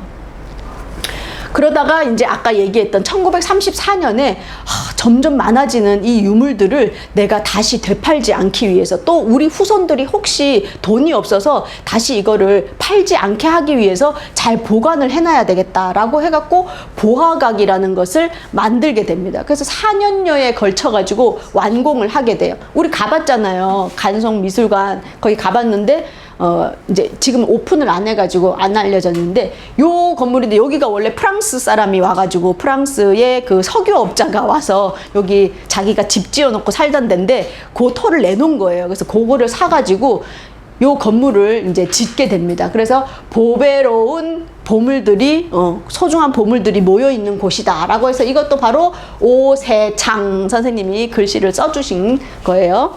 그래갖고 요거는 누가 설계를 했느냐? 박길용, 우리나라 건축사의 우리나라 최초의 근대 건축가 박길용이라 그랬는데 지난주인가 신문에 보니까 이 사람보다 더 빠른 사람 한 명 있다 그래가지고 뭐 신문에 났더라고요. 어쨌든 지금까지는 박길용이라는 분이 설계를 했습니다. 우리는 박길용을 여러 번 만났어요. 어디서 만났냐? 화신백화점 설계하고 이게 경성제국 때 건물을 이 사람이 설계했어요. 지금은 마로니에 공원에 가면 거기 지금 한국 무슨 예술진흥 뭐 단인가? 그 건물이에요. 그래서 뭐 어떠냐면 이분의 특징은 심플 중후 뭐 이런 그런 거예요. 그리고 이거는 뭐냐 민가 다헌이라 그래가지고 민씨 집 그 건물인데 이거 어디서 많이 보신 것 같죠? 그 안국역에 내리면 천도교 중앙대교당 그 바로 앞에 있어요. 민씨 가옥이라 그래서 최초로 실내 화장실, 그 다음에 거실 뭐 이런 거 만든 그런 건데 이런 걸 설계하셨던 분이 바로 이 박길용이 되겠습니다. 그래서 이렇게 만들었는데 뭐 엄청 심플하게 그리고 이태리 대리석 그 다음에 뭐 이렇게 해가지고 나무 뭐 튼튼하게 막 이렇게 해서 만든 건물이 되겠습니다. 자, 그런데 이제 이분이 그 유물을 많이 수정하시게 된 과정들을 이야기하는 데 있어서 해악 전신첩이라고 있어요. 바다와 이제 이런 암석을 이쪽 이렇게 그려놓은 글과 그림이 같이 있는데 이게 뭐냐면 지금 보물 제 1949호로 지정돼 있어요. 누구의 거냐? 겸재정선의 글씨와 그림이 30개가 쫙 이렇게 들어있는 책이야. 이 책인데 어떻게 됐느냐? 어느 날 이제 서울에서 그 이제 동네를 돌아다니면서 이제 지방에서 막 내놓는 양반가에서 내놓는 물품을 이제 구하러 갔는데 경기도 용인에 간 거예요. 경기도 용인에 누가 살았냐면 친일파 송병준 있죠. 정미칠적 송병준의 손자인 송재구가 사는 집에 이 옛날부터 친일파 집이라고 손가락질했는데 대궐 같은 집을 짓고 사는 거야. 그래서 거기 들어가가지고 나 서울에서 온 누군데 하룻밤 자자 그랬더니 서울에서 왔냐고 그래가지고 재워주는데 밤에 오줌을 누러 이제 간 거예요. 이 골동품 상이 소변 보러 가는데 이제 군부를 막 떼고 있는 거야. 그 집에 노비가 그 군부를 막 떼고 있는데 보니까 책자, 비단으로 된 책자를 이렇게 불쏘시개로 나무하고 사이에 불쏘시개 이렇게 넣고 있는 걸 본 거예요. 그랬더니 비단으로 된 책인데? 그래 가가지고 그거 좀 봅시다 하고 쫙 봤더니 이 책이었던 거야. 불구덩이 들어가기 일보 직전에 놀래가지고 이거 나 주면 안 되냐고 했더니 왜 종이를 달래? 그래가지고 가져가시오 이렇게 된 거예요. 그래갖고 그 다음날 아침 송제구한테 내가 이 책 어제 불쏘시개 한다는데 가져가도 돼요? 그랬더니 그럼 그 장작값만 내고 가시오. 그래서 10원을 내고 가지고 왔다. 그 책이 이 책인데 그 책 안에 이 그림이 있었어. 이 그림이 어마무시한 이 그림이 없어질 뻔했는데 여기 이렇게 금강산이잖아요. 금강내산. 금강산에 여기 보면 이렇게 집들이 있어요. 여기 집들 절인가? 뭐 하여튼 이렇게 정자들 이렇게 사이사이에 있고 여기 다리도 있고 말이야. 이렇게 멋진 그림 30개가. 그러니까 뭐라냐면 아니 내가 이거를 봤으니 망정이지. 이 이전에도 얼마나 많이 불태워졌겠어. 이 무식한 것들이 그냥 이 친일파 이 무식한 것들 그냥 어떻게 해 이걸. 그랬다는 거 아니겠습니까? 그런 다음에 또 촉잔도라는 그림이 있어요. 이거는 현재 심사정이라는 사람의 그림인데 현재 심사정 들어보셨어요? 심사정. 이 사람은 겸재정선의 제자로 있었는데 나 너무 웃기더라. 이 사람 할아버지가 그 과거 시험장에서 컨닝을 해가지고 부정행위를 해가지고 그 후손들이 이제 시험 못 치게 된 거예요. 그런데다가 이제 그러니까 이 사람이 이 할아버지가 엄청 열받잖아. 그래가지고 하고 있는데 연인군 있잖아요. 나중에 영조가 되잖아. 연인군 그 모반 사건에 이 또 가담을 해 할아버지가. 그래갖고 삼족을 멸할 수 있었는데 그때는 군이어가지고 몰락은 안 해. 그런데 이렇게 그림 그리는 재주가 있어서 이 사람은 평생 그 재산 그거 양반 그걸 못하는 거예요. 그래서 떠돌아다니면서 근데 그림 재주가 너무 있으니까 이렇게 돈 좀 주고 이래갖고 그림을 그리고 있었어요. 이런 촉잔도라 그래서 이런 그림을 그렸는데 이 그림이 8m짜리예요. 이렇게 긴 8m 중에 제가 요 부분 잘라서 요거야. 그러니까 여기 중국에 촉산이라는 데가 있는데 그 산을 이렇게 그린 거래요. 그래갖고 막 이런 그림도 있다. 그리고 또 우리가 아주 중요한 해원 전신첩 신윤복이 그린 거잖아요. 이거 국보 135호. 이게 이제 도미타 상회라는데 이 책을 흑백으로 이렇게 어떤 그 도록 같은 게 돌아다니는 걸 이렇게 다 본 거예요. 근데 흑백으로 나와 있는데 너무 멋진 풍속화가 있는 거야. 다 산수화가 아니라 풍속화인데 좀 야한 풍속화가 있는 거야. 이거 뭐지? 그래가지고 이걸 알아봐라. 그랬더니 옛날에 도미타라는 사람이 있었는데 이게 야마나카 상회로 넘어갔다. 그래서 이 책을 이제 사야 되겠다 하고 일본으로 직접 간 거예요. 갔는데 그 안에 대표적인 게 월화정인. 그래서 이거는 박물관에 많이 가면 있죠. 월화정인. 달빛 아래 남녀가 밤 11시와 새벽 1시 사이에 남녀가 야심한 밤에 이 뒷담에서 뭐 하는 공? 이런 그림이에요. 그리고 이거 그 외에 엄청 야한 그림이 많아. 뭐 야한 그림 많고 기생하고 남자하고 노는 거 그런 그림인데 그 중에서 그림 중에서 아주 힘든 그림이 춤그림이래요. 춤그림. 그래서 최승희의 춤그림도 그 피카소가 못 그렸다는 거 아니야. 그 정도로. 그런데 쌍검대무라 그래서 6명의 악사가 이렇게 악기 다루는 것도 나오고 양반들하고 기생이 이제 담배 피면서 노는데 이렇게 칼을 들고 춤을 추는 이런 장면. 그리고 또 기생집에서 남자 둘이 이렇게 막 기생 두고 싸우는 거. 그래갖고 막 이게 모자 찌그러지는 막 이런 그림. 막 엄청 또 이제 젊은 양반이 기생 손 잡고 채는 그림. 뭐 뱃놀이 하는 그림. 뭐 그런 풍속화. 그래서 여성이 주인공이 된 최초의 그런 그림이다. 조선시대에. 이런 이야기가 있습니다. 그래서 이런 그림첩이 있었어. 이 책을 일본 사람이 야마나카가 5만 원 달라 이렇게 한 거예요. 근데 이제 전염표를 2만 원에 합시다. 안 돼. 결렬됐어. 근데 나중에 이제 생각해 보니까 전염표한테 팔아야 되겠네. 그래가지고 이 사람이 다시 연락이 와가지고 그러면 양보해가지고 4만 원 이렇게 했더니 안 된다고 막 이렇게 하다가 마지막에 그러면 외상으로라도 할 테니 3만 원, 나 더 이상 그렇게 못하네. 그랬더니 외상은 무슨 외상, 그냥 현찰 25,000원 합시다. 그래서 25,000원을 내고 이 책을 득하셨다는 거 아니겠습니까? 그런데 그 우리가 알고 있는 이 해원 신윤복이 있는데, 신윤복의 아버지가 일제 신한평이라는 사람이 있었어요. 이 일제 신한평이라는 사람도 화가였는데, 신한평의 그림 중에 도화서 사람. 그래가지고 자모유가라 그래가지고 이런 책, 이런 그림을 그린 거예요. 근데 이 아버지는 뭐냐면 영조의 어진도 모사하고 우리 의궤 있죠? 의궤까지 그렸던 그 궁중의 화가가 되겠습니다. 그래가지고 이제 이 신한평의 자모유가인데, 이게 누구를 그린 걸까라고 생각한 거예요. 그래서 이제 그래, 이 사람이 신윤복이야. 아니 그래서 어떤 양반의 아낙네가 화가 앞에서 젖가슴을 내고 저렇게 하는 게 있을 수가 있는가, 혹시 가족이 아닌가 이렇게 봤어요. 그래갖고 신한평의 자녀가 몇이나 봤더니 아들 둘에 딸 하나래.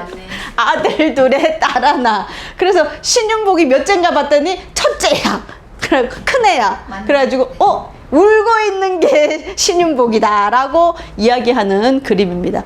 되게 따뜻하죠. 이 여백의 미라든지 좀 이렇게 표정, 울고 있는 표정, 이런 게 DNA는 어쩔 수가 없어. 자, 그러면 이제 아주 핵심적인 거죠. 청자 삼강 운학 문 매병. 청자 삼강 운학문 매병. 국보 제68호고요. 높이는 42cm, 여기는 지름이 6cm, 제일 큰 데가 24.5cm, 요 밑에는 17cm 이렇게 되어 있습니다. 근데 이거는 강화도에서 이 도굴꾼들이 가가지고 무덤에 확 이게 찔러가지고 톡톡 두드려서 쨍쨍 소리가 나면 이게 있는 거예요. 그리고 누구냐? 강화도의 최후의 무덤이다 라고 되어 있습니다. 그래서 도굴꾼인 야마모토가 샀어요. 야마모토가 이거를 도굴을 했어. 그래가지고 스즈키라는 사람한테 1,000원을 받고 팔아. 기와집 한 채 값을 받고 팔아요. 근데 스즈키가 사면서 근데 톡톡 하면서 옆에 조금 깨져요. 이렇게 쫙 흠이 있어서 안 되겠어. 그랬더니 그래도 이런 거는 못 구합니다. 그러면서 800원 줄게. 싫어요. 이러고 딱 나오는데 그럼 1,000원 줄게. 이래가지고 해서 아싸 1,000원 막 이래 좋아해. 근데 스즈키가 1,500원을 받고 다른 유명한 그 거간 상한테 팔아. 이제 500원 더 붙여가지고 팔아. 근데 딱 거간이 보니까 이 보통 게 아닌 거예요. 그래갖고 치과 의사 신창재, 대구에 사는 신창재한테 4,000원을 받고 팔아요. 그래서 신창재가 4,000원이나 이제 주고 사가지고 기와집 4채 값이죠. 그러니까 5, 4, 20억이죠. 주고 이제 사는 거예요. 근데 신창재가 막 이제 의사니까 집집이 재벌이 아니고 그냥 기술 해가지고 이제 돈 벌어 먹는데 너무 비싼 걸 가지고 있는 거지. 근데 다른 문화재도 막 사고 싶은 거야. 다른 골동품을 사고 싶은 거야. 그러니까 이거 제일 비싼 걸 팔고 나머지를 사야 되겠다. 그래서 이거를 팔아요. 마에다라는 사람한테 6,000원에 팔아. 그래가지고 처음에 4,000원 안 주면 어떡하지? 나 4,000원 받았는데 그랬더니 6,000원 주니까 좋아가지고 2,000원 더 벌었다 이래가지고 이제 좋아서 갔어. 마에다가 이제 진짜 꾼인 거지. 보니까 이 보통 게 아니거든. 이때 이제 마에다가 가지고 있는데 전영필한테 이 소식이 들어가요. 제일 멋진 그런 게 있다. 그래갖고 전영필은 가방을 현찰로 2만 원을 준비하고 있었어. 그래가지고 마에다가 와가지고 이제 하다가 안 되면 이제 한 15,000원에 팔아야지 이러고 이제 딱 마음 먹고 이제 나는 흥정 안 한다고 막 이러면서 2만 원 주세요. 이러니까 전현필이 가만히 있다가 고맙소 이러더니 가서 돈다발 2만 원 탁 주니까 이 사람이 너무 놀래가지고 이렇게 젊은 사람이 흥정을 할 줄 알았더니 보자마자 그것도 미리 준비했던 현찰을 내놓으니까 깜짝 놀란 거예요. 그래가지고 팔긴 팔았는데 찝찝한 거 있잖아. 뭐에 홀린 듯이. 그래갖고 이제 간 거예요. 그랬는데 이 사진이 돌고 돌았는데 이 사진을 본 일본 사람이 찾아와요. 무라카미라는 사람이 찾아와가지고 이거 좀 구경 좀 하자고. 그랬더니 구경만 시켜줘. 그 집에 갔는데 이 사람이 잠이 안 오는 거야. 그래갖고 다시 찾아가서 내가 그 2배의 값을 줄 테니. 그럼 얼마예요? 5, 4, 20, 200억. 200억을 줄 테니 하시오. 이런 거야. 그랬더니 딱 전용필이 이러죠. 이것보다 더 값어치가 있는 도자기를 가지고 오시면 제가 그거를 그 값에 주고 사고 이것을 드리겠다고 딱 한 거야. 그러니까 이렇게 군말 없이 갔어요. 뭐예요? 이것보다 더 뛰어난 도자기는 없다. 그 말인 거지. 그래서 탁 하고 갔다는 거 아닙니까? 얼마나 멋지냐. 그래서 지금 벌써 여기 보면 동그라미가 42개가 있어요. 그리고 학은 69마리가 있어요. 그래가지고 근데 동그라미 안에 있는 학들은 위로 올라가요. 그리고 동그라미 밖에 있는 학은 아래로 내려와요. 그래서 그런 역동성, 그 다음에 이 갇혀 있는 것이 아니라 퍼져나가는 이런 거. 그래가지고 요거 하나를 또 확대를 하면 어쩜 이렇게 정교하게, 그쵸? 눈, 띵, 그리고 여기 이 얇은 검은 선 하며 이 발톱, 이거 어쩔 거야, 이거 상감, 이걸 다 파가지고 그 안에 다른 색 흙을 넣어가지고 이래가지고 그걸 또 구웠대는 거 아니에요. 근데 돌리는데 이게 찌그러지면 안 되잖아. 이렇게 해가지고 이게 69개나 이 학이 곳곳에 다 들어있다는 거예요. 이 안에. 우리가 그냥 씩 보면 안 돼, 이걸. 그런데 이제 이거를 위에서 쳐다보면 요렇게 여기가 이제 깨진 부분이에요. 도굴 할 때 깨진 부분이고, 그리고 요 밑에는 이렇게 생겼어요. 그렇기 때문에 요거가 더 금가지 않게 해서 요거는 컬렉션 할 때 잘 안 나와요. 그래서 우리가 그건 감안하고 봐야 된다. 알고 나면 다시 보이는 거죠. 이렇게. 이런 거 있습니다. 이건 뭐 너무 유명하지, 이것도. 이건데 이름이 너무 힘들어. 청화백자야. 청화백자인데 양각, 진사, 철체. 그래서 뭐냐면 이렇게 파란색, 그 다음에 빨간색, 검은색, 이렇게 해서 3개의 그 색깔이 들어가 있는 난, 국화죠. 그 다음에 초, 풀, 그 다음에 충, 벌레가 그려져 있는 병이다, 이 말이에요. 그래서 청화백자, 양각진사, 철체, 난국, 초충, 문병이라는 아주 긴 이름을 가지고 있는 그겁니다. 그런데 이게 국보 294호인데요. 이거 야마나카가 가지고 있었는데, 야마나카랑 서로 이제 경합을 해가지고 하게 됐는데, 제일 처음에 이건 어디서 발견됐냐면 저기 양수리 있는 데 있잖아요. 거기 양평 그쪽에 가면 그 분원이라 그래가지고 옛날 왕실에 도자기 굽던 데가 거기 있었어요. 근데 그게 이제 일제 막 하고 이렇게 없어져가지고 모르고 있는데 그 동네에 살던 동네 사람들은 다 알았어. 이 동네에서 참기름을 막 짜요. 참기름을 짜면 참기름을 담아서 팔아야 되잖아. 그럼 산에 올라가. 그래갖고 이렇게 하다 보면 뭐 하나씩 나와. 그래가지고 거기다 이제 하는데 어느 날 또 할머니가 틱틱하니까 뭐가 있어. 그래서 이번 이쁘네. 그래갖고 여기다 참기름을 담아가지고 1,000원에 참기름을 판 거예요. 그 팔러 갔는데 그릇 예쁘네. 그릇까지 파세요. 이렇게 해가지고 이제 처음에는 1,000원에 팔았다가 요 병까지 이제 그 팔아야 되니까 개성에서 개성 여자가 와서 이제 살면서 병 이쁘네. 그러니까 그럼 병 이제 참기름을 1,000원에 사와가지고 4,000원에 이제 파는 거야. 4,000원에 파는데 병이 예쁘네. 그러니까 이 병 비싸니까 병값 1,000원 주세요. 이래서 5,000원에 판 거야. 좋아가지고 어머 병도 팔았어. 이러고 이제 5,000원에 팔고 왔다. 근데 그거를 받은 그 산 사람이 개성에 있는 일본 여자가 산 거예요. 근데 이 남편이 골동품상이야. 그래갖고 남편한테 가가지고 여보 내가 참기름 사러 갔더니 병이 너무 예뻐서 1,000원 더 주고 사왔어. 그리고 딱 보여준 거 했더니 이야 뭐죠? 풍어를 누른다고. 서당계 3년이면 자기 어쩜 그렇게 잘 봐? 이렇게 된 거지. 그래서 내가 이거 자기 5,000원에 샀다고 내가 6,000원에 6만 원쯤 이렇게 팔아가지고 지금 돈 계산이 함께 1원이었나? 처음에 1원에 산 것 같아. 처음에 1원, 처음에 참기름 1원이었는데 4원 달라 그랬는데 5원에 이거를 산 거예요. 5원에 그 기름통까지 샀어. 그래가지고 이제 내가 60원에 이거 팔아가지고 올게. 그러면 성공하면 당신 30원 줄게, 자기 명품백 사, 이렇게 된 거지. 그래 갔는데 60원에 판 거예요. 그랬는데 이게 나중에 보니까 진짜 이제 알아본 거지. 그래서 이 컬렉션이 나오게 되는데, 컬렉션이 나올 때 최저가를 6,000원으로 한 거예요. 6채. 그럼 5, 6, 30, 30억. 30억, 최저가 30억에 온 거야.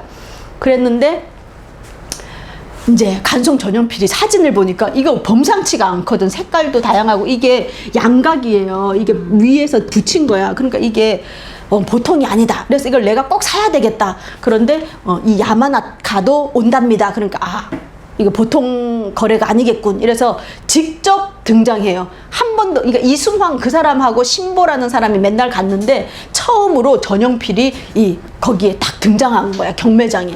그래가지고 서로 주고받다가 8,000원 이렇게 하니까 아무도 없어요. 8,000원 그럼 낙찰하려고 하는 순간에 이제 이 야마나카가 또 뭐 9,000원, 10,000원 막 이렇게 된 거예요. 그래갖고 14,580원인가에 낙찰돼요, 결국에. 그런데 이 야마나카라는 사람은 샀다가 다시 되팔 사람이에요. 그러니까 이문이 남아야 되니까 하다가 이게 더 이상, 이게 돈을 따지는 사람하고 전용필은 정말 소유해야 되는 이 의무가 있는 사람하고 게임이 안 되는 거예요. 그래서 15,000원에 낙찰돼서 뉴스에 났대, 신문에 났대. 최초로 도자기를 15,000원에 낙찰을 받다니. 이래가지고 이런 문화재를 지키게 됩니다.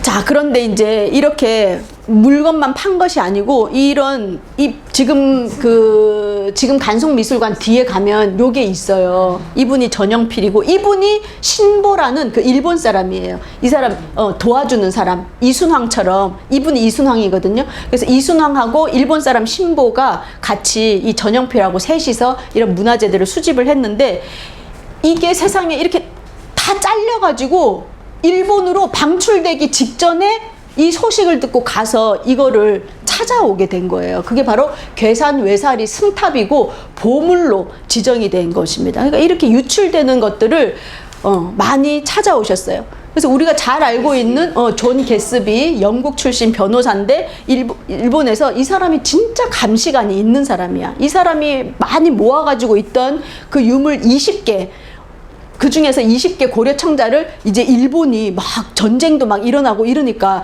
여기 불안해서 다시 본국으로 돌아간다는 소식을 듣고 40만 원에 이 20점을 사게 돼요. 그래서 돈 조절을 하다가 처음에는 존 게스비가 안 판다 그래서 돈 서로 안 맞아가지고, 그래가지고 존 게스비는 어떤 생각을 하고 있었냐면 이거를 영국으로 가서 자기 대형 박물관 있죠, 영국 박물관에다가 팔아야 되겠다라고 생각을 했어요. 근데 영국 박물관하고 얘기를 했는데 영국 박물관에서 조선 별로 유명한 나라도 아닌데, 그리고 그 당시에 이제 이 세계대전이 끝나고 그 유럽에서 나오는 그림이나 이런 게 너무 많았기 때문에 조선에서 이런 거 안 사, 이렇게 된 거예요. 잘 된 거지. 그러니까 존 게스비가 그때 전용필한테 다시 팔까? 이렇게 돼가지고 전용필하고 얘기해서 40만 원에 낙찰을 받게 되는 거예요. 근데 이거를 가지러 가는데 뭘 띄워? 전세기 띄웠어요, 이때. 와, 전세기를 띄워가지고 이런 게 화물칸에 오면 덜컹덜컹 하면 안 되니까 하나하나 일일이 포장, 오동나무에 포장해갖고 그거를 좌석에 앉혀서 끈으로 다 묶어가지고 말로만 듣던 전세기를 띄우셔서 가지고 오신 작품이 이 작품입니다. 특히 청자, 모자, 원숭이 모양 연적, 여기 요 머리에 구멍이 있어요. 그래서 물 이렇게 따라서 먹가는 그것입니다. 국보인데 이걸 누가 가지고 있었어? 하야시 곤스케가 소장하고 있었던 거를 존 게스비가 비싼 돈 주고 사온 거예요. 하야시 곤스케는 누구냐? 을사늑약 체결했던 사람. 그래서 이 사람은 드라마나 영화에 꼭 등장해. 주한일본공사 하야시, 미스터 선샤인에 이게 나쁜 역으로 나오는 이 사람들이 다 가지고 있던 거를 존 게스비가 샀는데 그걸 다시 전용필이 가지고 왔는데 그 20개 중에서 4개가 국보, 5개가 보물. 게스비가 대단한 사람인 건 맞죠? 그래서 요거 정병 이렇게, 그 다음에 요거는 청자 삼감 국 모란당 초문 모자합. 요거 뚜껑 열면 요 안에 여기 다 들어가 있어요. 요거 하나하나 다 뚜껑 열려요. 그거. 그 다음에 백자, 박산향로. 백자인데 그냥 말모. 이거는 이거예요. 청자, 상감, 포도, 동자문, 매병. 그래서 여기 보면 여기 포도 알 까만 거 있죠. 요런 점점이 요런 것까지 너무너무 아름다워. 이것도 근데 이거는 이제 여기까지가 존 게스비고요. 이거는 누구 얘기를 하려고 하냐면 문화 매국노를 잠깐 얘기하고 마무리할게요. 문화 매국노라고 하는 대표적인 사람 이희섭이 있어요. 이 당시에 수장가, 우리나라 대표적인 수장가 이희섭, 장택상, 그 다음에 방응모 뭐 이런 사람 다 나오더만. 그런데 이희섭이라는 사람이 대표적인 문화 매국노로 일컬어지는데 이거 그냥 문명상회라는 걸 만들어 가지고 유물을 막 수집을 엄청 했어요. 그리고 특히 장택상이가 이 유물을 엄청 많이 모았는데 이게 30년대 후반 가니까 우리나라가 독립이 안 될 것 같아. 그래갖고 어떻게 하면 에이 돈이나 벌자 이래갖고 일본 사람이 돈이 많으니까 일본에다가 다 팔아 넘기는 거예요. 이 장택상이가. 그거를 한꺼번에 이희섭이가 이제 수집을 해요. 그러니까 장택상이가 이게 주저주저 하니까 장택상 부인한테 2캐럿짜리 다이아몬드를 사줘. 김중배의 다이아몬드가 좋았더냐? 그게 그거야. 그랬더니 베갯머리 송사를 해갖고 그 다음날 장택상이가 수장품을 다 이희섭한테 넘겨. 근데 이 이희섭은 뭐냐면 가지고 있다가 이 당시에 금광이 막 개발이 되던 시대였어요. 그래갖고 너도 나도 금광 개발할 때야. 그래서 최창학 있죠, 최창학. 이런 사람 금광 개발해가지고 막 자동차 타고 다니고 방응모도 금광 개발해서 막 포드 타고 다니고 막 이럴 때였어요. 그래갖고 이 이희섭도 내가 이거 다 팔아가지고 산을 사야 되겠다. 그래서 함경북도에 무산에 가면 이 철광석 철산이 있었대요. 그 산을 사느라고 이거를 다 일본에다가 파는 거야. 그 소식을 듣고 이 전영필이 그 많은 유물이 다 일본 사람들한테 가면 안 된다. 이래가지고 가서 이 비싼 금동 3존 불감을 사요. 요 안에 요게 들어가요. 요걸 이렇게 씌우면 요 안에 들어가는데 이 높이가 17cm 밖에 안 되고 이게 9cm야. 그 9cm에 이거 옷, 결, 뭐 이렇게 손가락, 뭐 이마, 뭐 눈매 이런 거 다 요만한 거에다가 그렇게 한 거예요. 그래서 이게 국보 제73호로 되어 있습니다. 그래서 이 이희섭은 나중에 여기에서 여기를 팠는데 한북 무산 지역에서 광산을 팠는데 하나도 나오지 않았어요. 그래가지고 이 사람은 6.25 때 인민군한테 넘겨져가지고 빚쟁이들에 의해서 인민군에 넘겨져가지고 죽었을 겁니다. 죽었고 그리고 그랬는데 나중에 해방 이후에 이 함경북도 무산 지역에서 13억 톤이나 되는 자철광이 그제서야 나온 거예요. 그래서 좀 더 팠으면 계속 좀 더 팠으면 됐을 수도 있는데 아니면 그 옆에 다른 데를 팠어야 되는데 그걸 못 해가지고 이거 함북 무산에 나중에 해방된 이후에 나서 북한만 좋은 일이 이제 생긴 거죠. 네, 그렇습니다. 그래서 이게 돈을 쫓아다니면 안 돼. 쫓아다니면 안 되고 다 줄 사람한테 주는 게 아닌가 하는 그런 생각이 듭니다. 네, 다음으로는 이 이희섭에게서 산 이희섭이 급하게 이제 이 철광업을 하겠다고 재산을 내놓았을 때 요 금동열애 입상과 금동 보살 입상도 마찬가지로 두 개의 불상도 내놓았었거든요. 그래서 간송 전현필 선생님께서 이 두 개도 아주 비싼 값에 획득을 하셨습니다. 그런데 최근에 지난달인가요? 최근에 이 두 개의 보물이 간송미술관에서 최초로 그 경매에 내놓게 되죠. 그래서 물론 그 전영필 선생의 큰아들이 장남이신 분이 2018년에 돌아가시게 되면서 그 이후에 상속세라든지 이런 문제가 좀 있어서 그렇다. 그리고 원래는 간송미술관이라는 게 이런 미술관들이 조금 폐쇄적으로 운영되는 게 있기는 해요. 그래서 간송미술관도 시설도 아주 협소하기도 하고 그렇기 때문에 오픈을 많은 사람들에게 문화재를 보여주지 못하다가 이러한 것들을 보여주고 싶은 마음이 생겼을 때 동대문 DDP에서 이렇게 하게 되면서 그런 행사비라든지 이런 비용들이 많이 들게 되면서 이 미술관에서 그런 재정적인 어려움이 생겼다고 합니다. 그러면서 이 두 개의 보물을 이번에 내놓게 됐는데요. 둘 다 유찰이 됐어요. 12억인가 15억으로 이제 시작을 했거든요. 근데 둘 다 아무도 사겠다는 사람이 없어서 이게 팔리지가 않았습니다. 그러면서 이 간송미술관에 대한 좀 신뢰가 조금 더 훼손되었다라고 하는데 사실은 이 부분에 있어서 후손들이 뭐 이제 그러는 사람도 있죠. 아유, 간송 전연필 선생은 자기 돈 들여서 이렇게 했는데 그럼 자손들이 좀 지금 살만한데 좀 잘해야 되지 않냐? 이렇게 하는 사람도 있지만 사실은 이분이 우리가 오늘 공부해봐서 알겠지만 그 많은 돈과 많은 정열을 다 우리의 문화를 지키고 하는 데 쓰셨기 때문에 지금 뭐 친일파 재산 다시 환수하는 거 이런 어려움도 있는 마당에 이렇게 독립운동을 문화사적으로 하신 분에 대해서 그 후손들이 편안하게 이 유물들을 지키고 좀 할 수 있도록 도와줘야 되지 않나 좀 그런 아쉬움이 있습니다. 그래서 문화재청이나 많은 고민들을 할 텐데 좀 안타까운 마음이 드는 부분입니다. 네. 다음으로는 이제 일제 강점기가 이제 그게 달하면서 막 이제 태평양 전쟁도 일어나고 막 전쟁이 막 일어나잖아요. 이러면서 더 일제의 수탈이 더 심해지게 됩니다. 그러다 보니까 지역에서 많은 책들이 헐값에 이제 나오게 되는데요. 그 중에서 이 한남 서림으로 온 책 중에서 많은 책 사이에 어떤 그림책이 하나 있는 거예요. 그 그림책은 보니까 조선시대의 선조 때 완성이 된 이 책인데요. 이 책은 금보라는 책입니다. 이것은 보물 제283호로 등재가 되었는데요.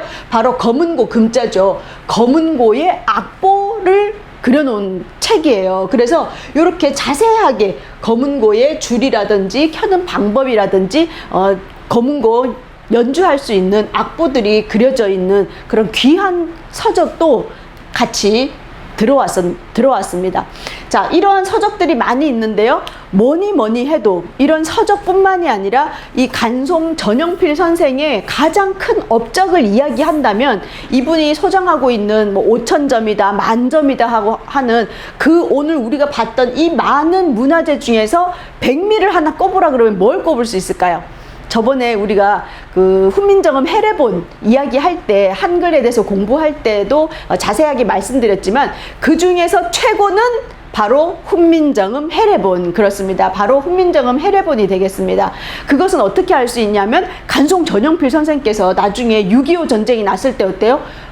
6.25 전쟁 때 이 많은 5,000개가 되는 그 유물을 못 들고 가잖아요. 급해서 그 중에 몇 개만 추려서 갔는데 몸에서 절대 떨어뜨리지 않고 밤에 피난 가면서 주무실 때도 베개에 베고 주무셨다는 게 바로 훈민정음 해례본이 되겠습니다.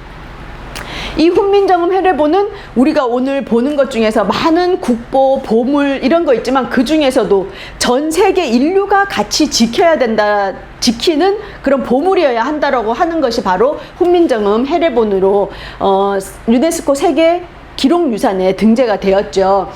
그 훈민정음 해례본이 어떻게 간송 전영필 선생님 손에 오게 됐느냐, 그 이야기는 우리가 여기 지난번에 그 영상에서도 나오는데요. 못 보신 분들을 위해서 잠깐 설명을 드린다면 훈민정음 해례본을 항상 염두에 두고 계셨습니다. 그런데 이 1940년에 어느 날 이 김태준이라는 사람이 원래 조금 알던 사람인데 소개를 이제 받게 돼요. 그래서 이 김태준이라는 사람은 어떤 사람이냐면 1905년생이에요. 그러니까 전영필 선생보다 한 해 이제 나이가 많은데요.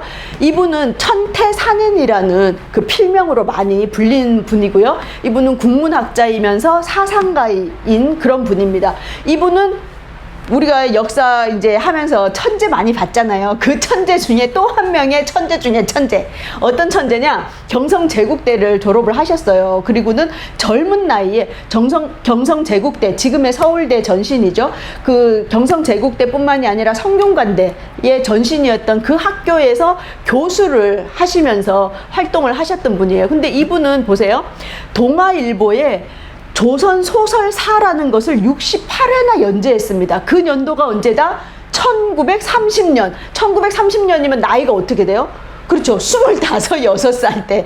20대 때 우리나라의 조선 소설사를 정리해서 그것도 68회나 연재를 해서 우리나라의 조선 소설사라든지 우리나라의 한문학과 국문학을 접합해서 정리를 해놓은 그런 사람이에요. 그 정도로 국문학사에서 우리가 그 기억을 해야 되는 분이고, 특히 이분은 뭐다?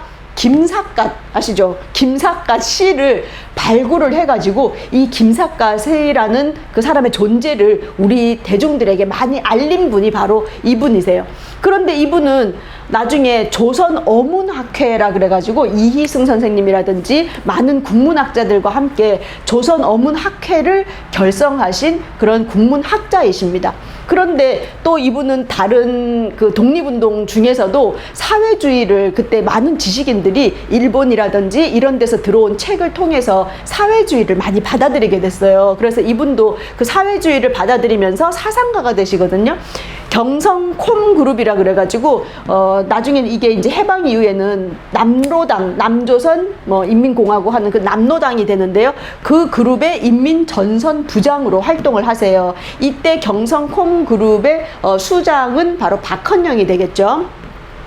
그래서 그런 일을 하시다가 이분이 나중에 이 간송 전영필 선생에게 훈민정음 해례본을 이렇게 전달해주고 그 수고비로 1,000원을 받아요. 1,000원. 1,000원이 우리나라 그 지금 아파트 한 채 값이다 생각하면 된다 그랬죠. 한 5억이라고 치면 그 돈을 받아가지고 그 돈으로 어떻게 하냐면 중국 연안으로 이동해서 항일 독립운동을 이제 같이 이렇게 하시게 됩니다. 그런 활동을 하시는데 해방이 돼가지고 어떻게 돼요? 해방이 된 공간에서는 남과 북이 서로 막 이렇게 그 사회주의라든지 공산주의 이런 거에 대해서 많은 그 갈등이 있었잖아요. 그 당시에 1949년도에 재판을 받고 사형을 선고받게 됩니다. 그래서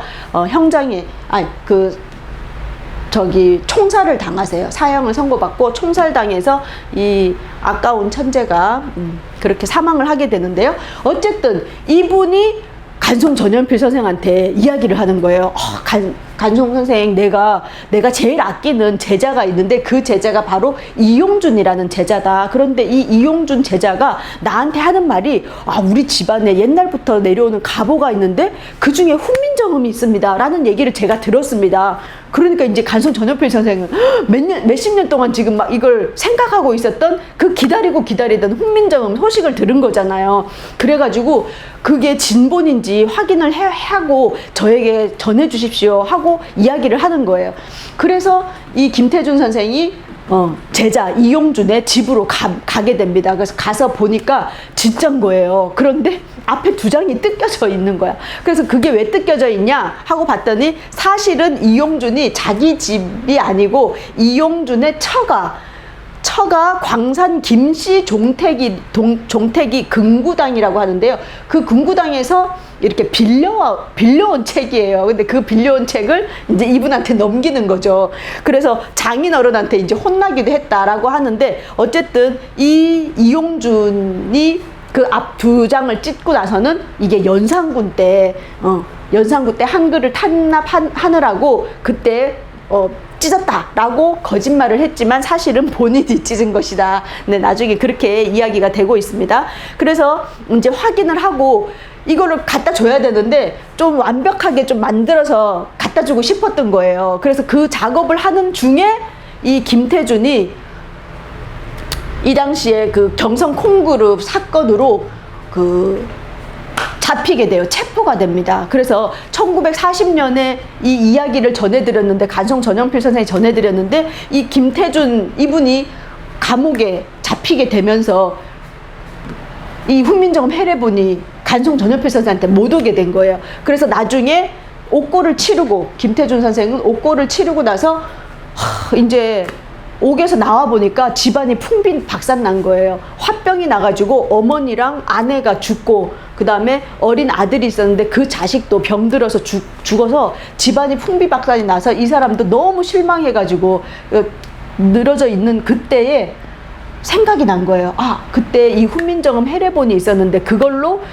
이 간송을 찾아가서 뭔가 새로운 그런 지원을 받아서 다시 활동을 해야 되지 않겠나, 그 생각을 하고는 간송 전영필에게 편지를 써서 이제 연락이 돼가지고 결국에는 이제 찾게 됩니다.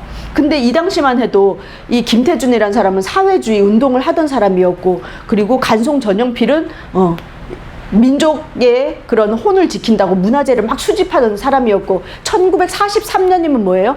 조선어 학회가 일어난 지 조선어 학회 사건을 일으킨 지 얼마가 안 됐잖아요. 그러니까 이 일본은 한글, 뭐 국학 이런 거에 대해서 아주 예민하고 있던 찰나에 이 훈민정음 해례본의 존재를 알면 안 되기 때문에 정말 비밀리에 주고받은 그런 이야기라 활동들이 여기에 추리소설처럼 적혀 있습니다.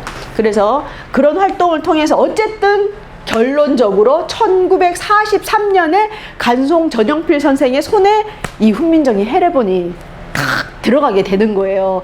그러고 나서는 뭐라 그래요? 아, 이제 사례를 해야 되는데 얼마를 할까? 얼마를 부릅니까? 라고 물어봤어요. 그때 이용준이 김태준 선생님한테, 선생님 제가 좀 세게 부르겠습니다. 그래서 얼마를 원하나? 1,000원이 있어야 되겠습니다. 1,000원을 안 줄지도 모르는데 1,000원 부르겠습니다. 이렇게 한 거예요. 그래서 김태준 선생이 가서, 간송 선생 좀 세게 불렀는데 1,000원을 불렀네. 괜찮겠나? 이렇게 한 거예요. 근데 우리 간송 전영필 선생님 뭐라 그랬어요? 웃으시면서, 빙긋 웃으시면서, 이 책은 그만큼의 가치가 아닙니다. 10,000원의 가치가 있습니다. 이래가지고 10배에 달하는 10,000원을 줬다는 거 아닙니까? 그러니까 뭐예요? 기와집 한 채 값을 달라 그랬는데 뭐예요? 10채 값을 준 거예요.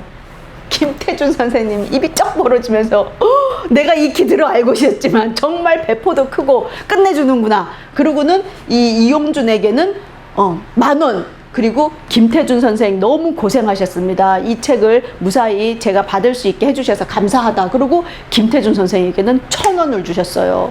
그래서 이분도 중국으로 가서 다시 항일 운동을 하게 된 그런 계기가 되었다는 거 아니겠습니까? 그래서 이 훈민정음 해례본을 가지고 계신 거, 그리고 그 이후에 해방이 될 때까지 함구했습니다. 함구하고 마찬가지로 이 김태준 선생님한테 이용준에게 가서 전영필이 그 책을 샀다라고, 전영필 수중에 지금 훈민정음 해례본이 있다고 말하지 마라. 왜냐하면 이분도 혹시라도 이런 독립운동 관련돼서 잡혀가지고 고문받다가 전영필에게 그 책이 있다는 게 알려지면 안 되니까 당신과 나만 합시다 라고 이야기를 하게 되는 거거든요.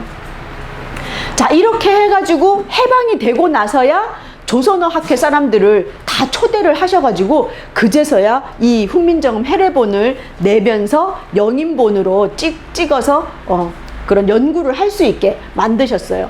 그리고 해방된 이후에는 전영필 선생님은 더 이상 이 문화재 수집하지 않습니다. 왜 그럴까요? 이제는 해방이 된 땅이기 때문에 우리나라에서 누구가 가지고 있어도 우리나라 안에 문화재이기 때문에 굳이 내가 사지 않아도 된다. 그 대신에 무엇을 하셨느냐? 민족의식을 교육시키고 이제 우리나라를 다시 힘있는 그런 국가로 만들기 위해서는 인재 양성에 힘써야 되고, 그리고 이제 수집해왔던 그 문화재를 가지고 연구해서 우리나라 사람들에게 우리의 찬란한 문화, 우리의 역사에 대한 자긍심, 자부심을 주는 일에 지원을 해야 되겠다. 이렇게 생각을 하십니다. 그래서 그 중에서 이제 보성학교라고 있는데 이 보성학교를 인수를 하는 계기가 되는데요. 뭐냐면 이 보성학교라는 것은 어떤 학교냐? 1906년입니다. 그러니까 우리가 나라를 잃기 이전에 이용익이 설립을 한 거예요. 이용익은 누구냐면 조선 대한제국의 관리였어요. 그래서 대한제국 관리로서 우리나라의 애국 운동을 하셨던 분이고 나중에 블라디보스톡으로 가서 연해주로 가서 독립운동을 하시게 되거든요. 애국 운동을 하시게 되거든요. 그래서 드라마에서 항상 우리나라를 위해서 활동하는 그 사람으로 나옵니다. 그래서 이거는 미스터 션샤인에서 누구죠? 이정문 대감인가로 나오는 그 분이 바로 이 이용익 대감이라고 알려져 있거든요. 그래서 이용익 설립을 한 다음에는 뭐 우리나라에 독립운동했던 많은 분들, 노백린 또 최린 이런 분들이 쭉 그 교장을 맡으면서 민족 교육을 했던 그런 산실입니다. 그 당시에 국어 교사가 주시경이었어요. 근데 주시경은 일찍 돌아가시게 되잖아요. 그럴 때 이 주시경이 선생님이었고 1회 졸업생이 김두봉은 우리나라의 국어학자죠. 주시경의 제자이면서 또 누구의 제자죠? 홍합나철 선생의 제자이기도 한 김두봉 선생님이 1회 졸업생이고요.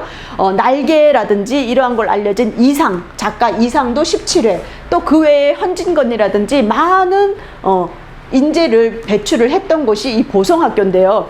이 보성학교가 1940년대 전후로 해가지고 아주 관리가 힘들어지게 됩니다. 이게 그 재정이 힘들어지게 돼요.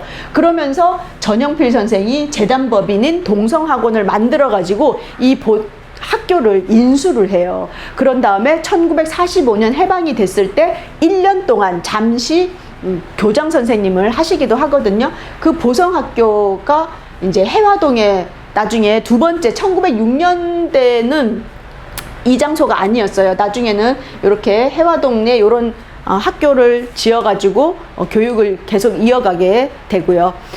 지금은 송파구에 이 학교가 있습니다. 그래서 100주년을 넘었다고 얼마 전에 이렇게 홈페이지에 나와 있더라고요.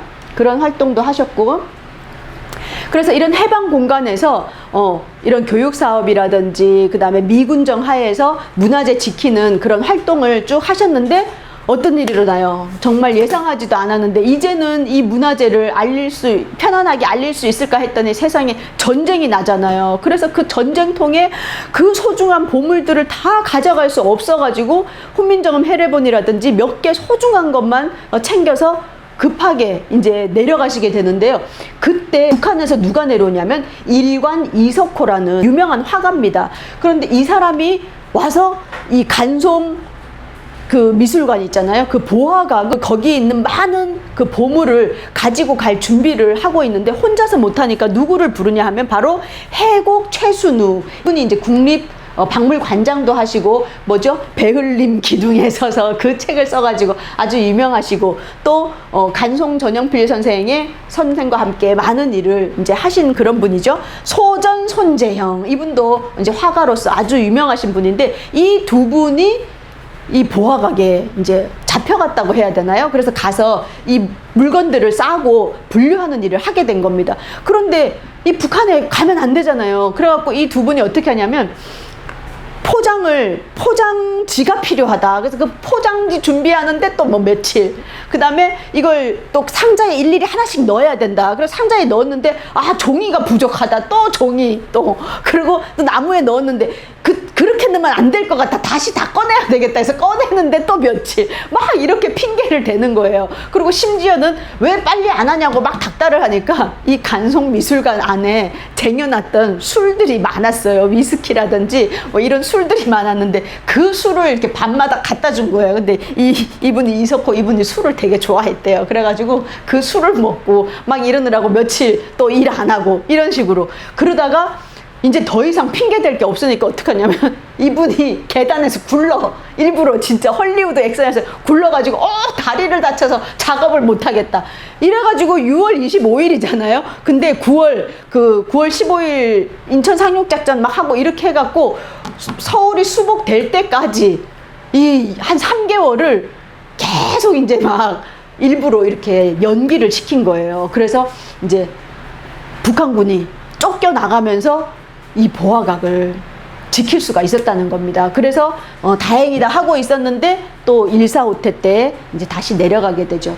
이런 식으로 우리의 이러한 문화재들을 지키신 분이 단지 간송 전영필이나 위창 오세창 이분들뿐이 아니라 오늘 제가 이야기했던 이 많은 분들의 노력과 그리고 어린 시절부터 이게 하루아침에 그냥 돈 있다고 내가 폼나게 이거 하겠어 이거 좋아 보이니까 이게 해야 되겠어 위창 오세창 선생을 만나서 그냥 이렇게 된 게 아니라 어린 시절부터 그 무반의 집안에서 태어나서 역사의식을 심어주는 그런 책들도 보고 그런 분들과 대화를 나누고 이러면서 어린 시절부터 그런 형성되었던 그 역사의식 속에서 이런 활동을 할 수 있었다는 것을 우리가 배울 수 있었습니다. 그래서 우리가 지금은 좀 코로나 때문에 많이 못하지만 우리가 문화 해설을 한다든지 역사 현장 답사를 가서 해설을 할 때 단순히 이거는 뭐고 이런 것이 아니라 이렇게 우리의 문화를 보존하고 지켜주신 분,